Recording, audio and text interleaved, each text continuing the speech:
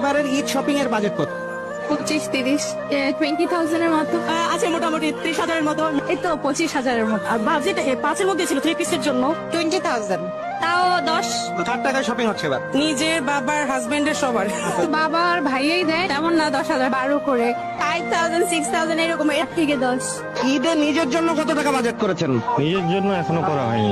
নিজের কোনো বাজেট নেই আসলে, নিজের জন্য এখনো কিছুই করা হয়নি। যখন থেকে কাজ করা শুরু করেছি তখন থেকে আসলে পুরুষ মানুষের জীবন থেকে যে ঈদটা হারিয়ে যায় এরকমটাই হয়ে যায় আর কি। নিজেদের কমাই রেখে বাচ্চাদের সুখটা দেখতে হয়, ভালো হতো। ভালোবাসার মানুষের জন্য তো একটু কষ্ট করতেই হয়। নিজের জন্য 0 টাকা। সবচেয়ে কম থাকে পুরুষ মানুষের বাজেট। নিজের ফ্যামিলিকে আগে খুশি করার পরেই নিজের জন্য যা হয়। অনেক বছর যাবতীয় নিজের জন্য কখনো বাজেট করা হয় না।